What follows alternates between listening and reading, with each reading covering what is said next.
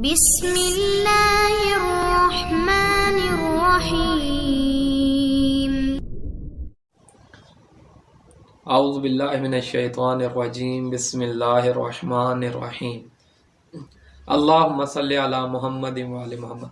مومنین کرام، حضرت امام حسن علیہ السلام کی ولادت و سعادت آپ کو مبارک ہو۔ حضرت امام حسن علیہ السلام 15 رمضان المبارک 3 ہجری کی رات کو پیغمبر اکرم کی پیاری بیٹی حضرت فاطمہ الزہرا سلام اللہ علیہا کے گھر میں پیدا ہوئے۔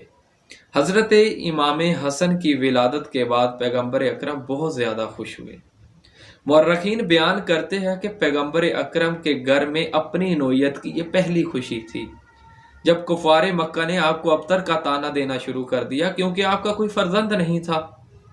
چنانچہ سورہ کوثر نازل ہوا۔ سورہ کوثر کی عملی تفسیر حضرت امام حسن کی ولادت کی صورت میں سامنے آئی۔ حضرت امام حسن کی ولادت سے چند روز پہلے جناب ام فضل نے خواب میں دیکھا کہ پیغمبر اکرم کے جسم اطہر کا ایک ٹکڑا میری گود میں آیا۔ وہ بڑی پریشان ہوئی، انہوں نے اپنا خواب پیغمبر اکرم سے بیان کیا تو پیغمبر اکرم نے انہیں بتایا کہ ان قریب میری بیٹی حضرت فاطمہ الزہرا سلام اللہ علیہا کے ایک فرزند پیدا ہوگا جس کی پرورش کی ذمہ داری تمہیں سونپی جائے گی۔ جب حضرت امام حسن علیہ السلام کی ولادت و سعادت ہو گئی تو آپ نے انہیں گود میں لیا، بے حد پیار کیا، اپنی زبان مبارک سے انہیں سیراب کیا اور دائیں کان میں امام حسن کے اذان کہی اور بائیں کان میں اقامت کہی اور خدا سے دعا کی کہ خدایا اس کو اور اس کی اولاد کو اپنی پناہ میں رکھنا، اور عقیقے کی رسم بھی آپ پیغمبر اکرم نے خود ادا فرمائی۔ اس طرح یہ مبارک سنت کا آغاز ہوا۔ دیکھیں، ایک بات بتاتا چلوں آپ کو کہ حضرت امام حسن کی ولادت با سعادت 3 ہجری یعنی 15 رمضان المبارک اور 3 ہجری کو ہوئی اور پیغمبر اکرم کی رحلت 11 ہجری کو ہوئی۔ 3 سے لے کر 11 تک 7 سال بنتے ہیں۔ ان 7 سالوں میں پیغمبر اکرم نے شہزادے کے وہ فضائل وہ کرامات لوگوں کو بتلائی کہ انسان کی عقل دنگ رہ جاتی ہے، حیران رہ جاتی ہے۔ انس بن مالک سے روایت ہے کہ پیغمبر اکرم سو رہے تھے، شہزادہ حضرت امام حسن تشریف لائے اور آپ کے سینے پہ سوار ہو گئے۔ میں نے چاہا کہ اتار دوں تو پیغمبر اکرم نے مجھے روک دیا۔ انس رک جا، یہ میرا میوہ دل ہے کہ جس حال میں بھی چاہے رہنے دو اس کو۔ جس کسی نے اس کو اذیت دی اس نے مجھے اذیت دی، جس کسی نے اس کو خوش کیا اس نے مجھے خوش کیا۔ صحیح بخاری کی روایت ہے کہ ایک دن حضرت ابو بکر نے امام حسن کو بچوں کے ساتھ کھیلتے ہوئے دیکھا تو آپ کو اٹھا کر اپنی گردن پر سوار کر لیا اور ہنس کر بولے، میرے ماں باپ تم پر قربان ہو جائے، تم اتنے علی سے نہیں ملتے جتنے پیغمبر سے ملتے ہو۔ پیغمبر خود امام حسن سے فرمایا کرتے تھے کہ تمہاری رفتار و گفتار میرے مشابہ ہے۔ عزیزان محترم، ان 7 سالوں میں پیغمبر نے شہزادے کے بہت زیادہ فضائل بیان کیے۔ شیعہ سنی دونوں کتب میں مل جاتا ہے کہ پیغمبر اکرم نے کبھی فرمایا حسین منی و انا من الحسین، حسن منی و انا من الحسن، یعنی دونوں شہزادوں کے بارے میں بتلایا کہ یہ دونوں شہزادے مجھ سے ہیں، میں ان سے ہوں۔